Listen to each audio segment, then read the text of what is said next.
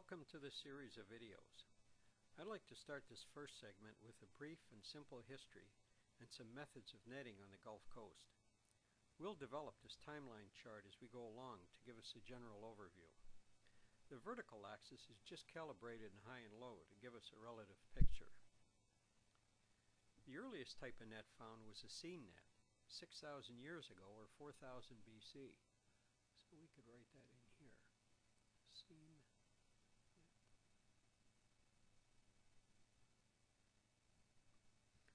This was well before the pyramids at 2500 BC.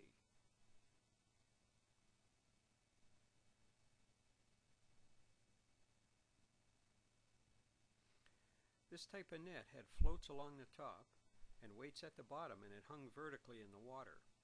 Then it was deployed dragnet fashion to the shoreline. Now some of these nets were 600 yards long or more, so we could label this first curve dragnet fishing.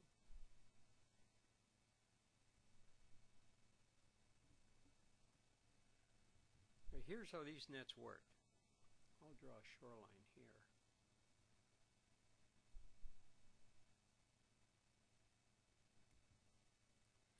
Since the mullet liked to run the shoreline, one end of the net was held onshore by haulers, while the other end was connected to a boat that pulled the net out to form half of a semicircle. So they would hang one net here,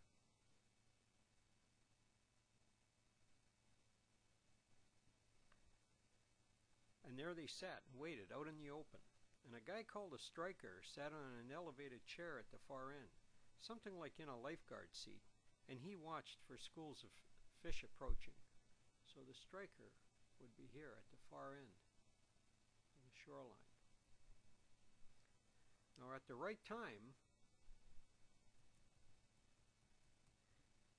he'd call out to the men in the boat to make the strike, who in times past would then row as hard as they could with their oars slapping the water to panic the fish to escape, only to have them pile up into the net at the other end, right in here.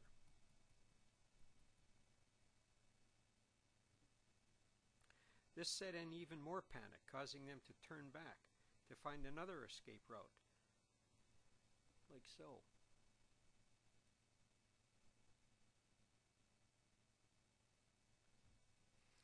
But by then, the boat was on shore, completely entrapping the school.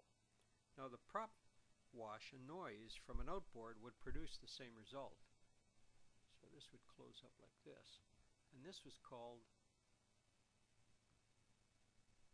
the turn back side. Timing was everything. If the striker made the wrong call or the boat operator didn't get to the shoreline on time, a water haul would result. A career-limiting move, to say the least. Then as many as 6 or more haulers at each end would drag the net on shore along with the fish, as you can see in this picture. There's 1, 2, 3, 4, 5, 6 haulers, and here you can see the fish. So this method, it was labor-intensive.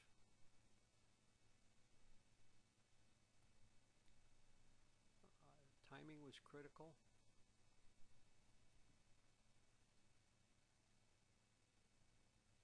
Certainly required teamwork.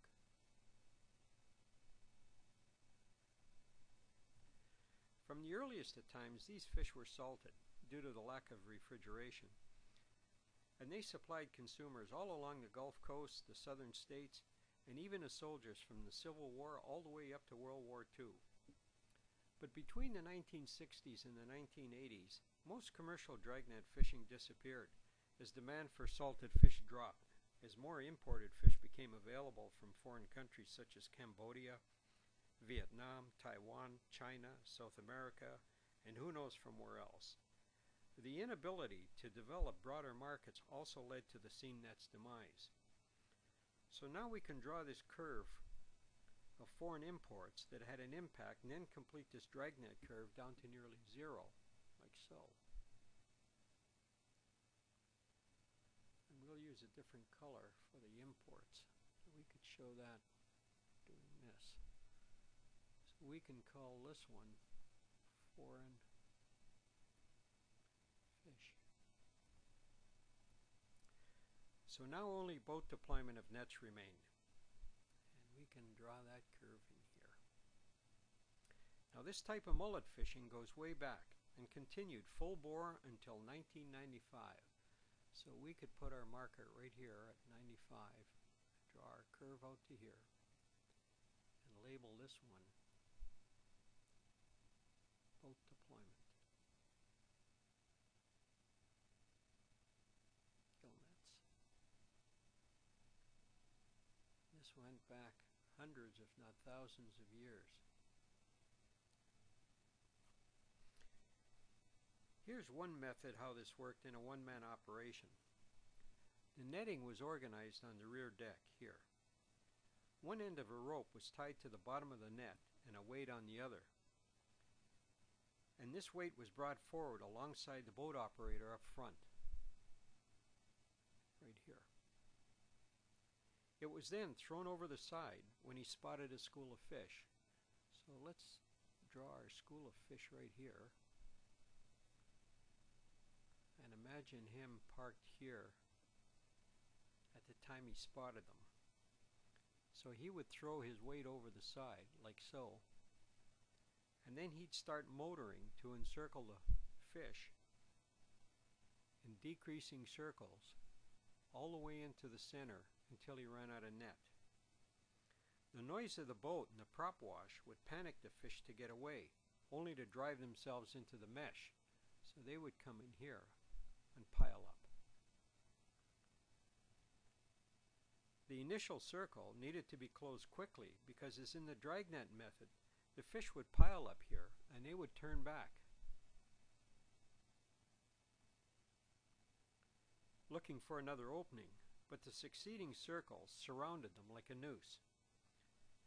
So in this one-man method, he was the striker,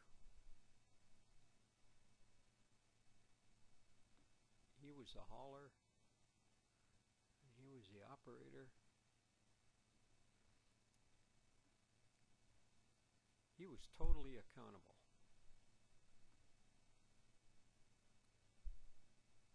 For making a living. But boat deployment of gill nets hit a brick wall in 1995, right here, where we put our first marker. Now just prior to this, in the late 1980s, right in this period here, in the early 90s, a lopsided battle over regulations brewed between the powerful people with money and these commercial net fishermen. But the fishermen lost this battle, resulting in the 95 Florida Net Ban Treaty making commercial fishing the most over-regulated industry in the state. Unfortunately, there was no attempt at compromise, and sadly it marked the end of an era. Fishermen couldn't make a living anymore with these new limitations, so they lost their way of life and culture, and generations of skill and knowledge just disappeared. So we can write these two significant points in here. Florida Net Ban Treaty, which led to the end of an era. So now, commercial gillnet mullet fishermen are few and far between these days, probably less than 10% than at their peak. So now we can complete this curve here.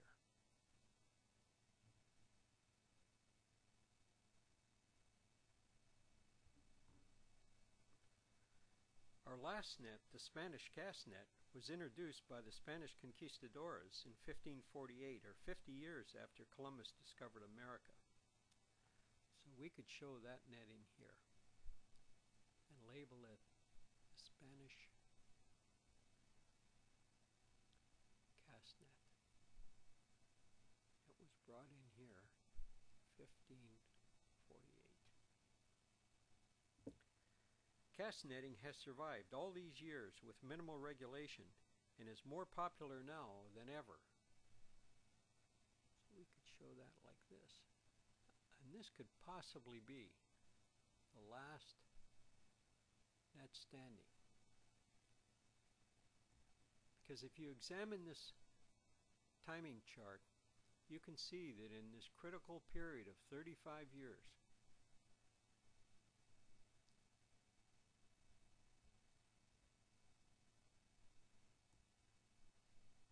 fishing methods that lasted over 6,000 years were eliminated.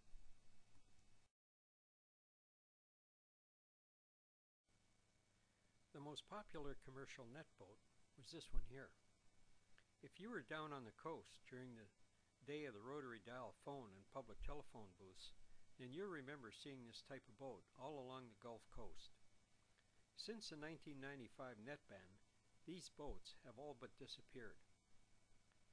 Most of the mullet boats were homemade out of wooden fiberglass, and they had a tunnel running from the motor well all the way to the transom, like this.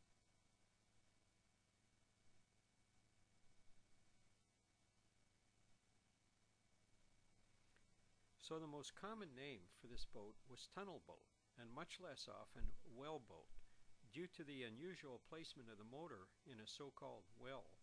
So we could label this the tunnel or well boat.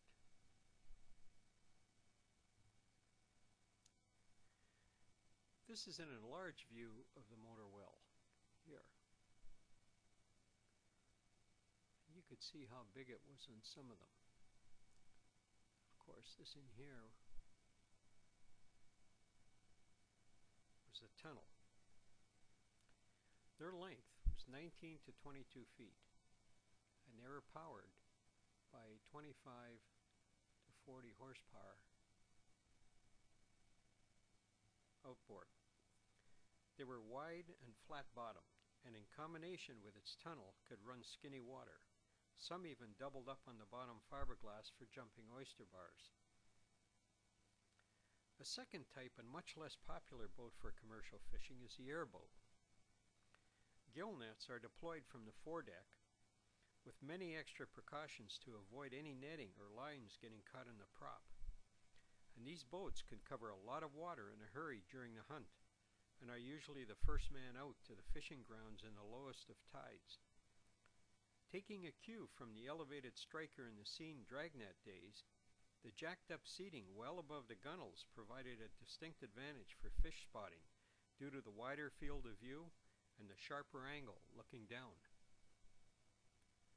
One major disadvantage to some was the initial expense to buy it and relatively high maintenance costs compared to running a boat. Other disadvantages to some is the restriction of launching airboats at public launches.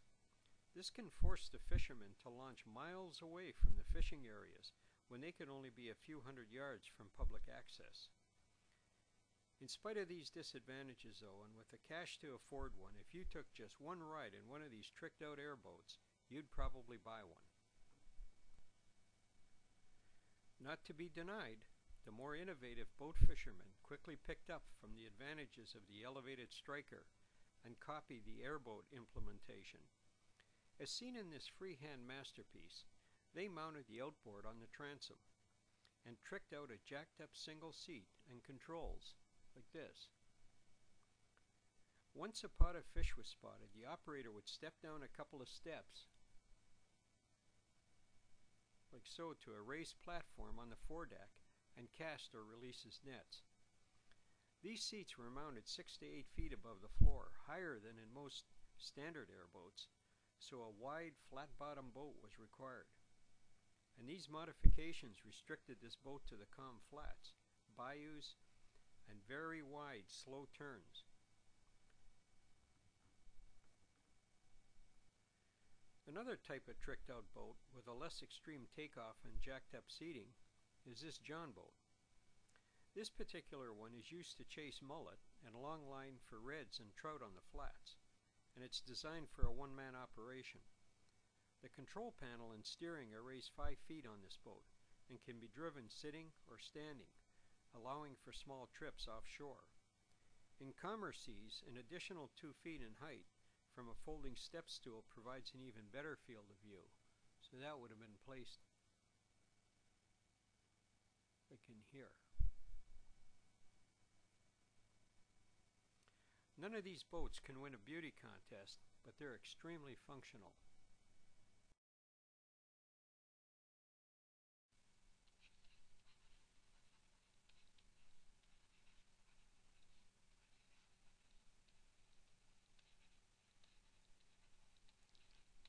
Thank you for watching.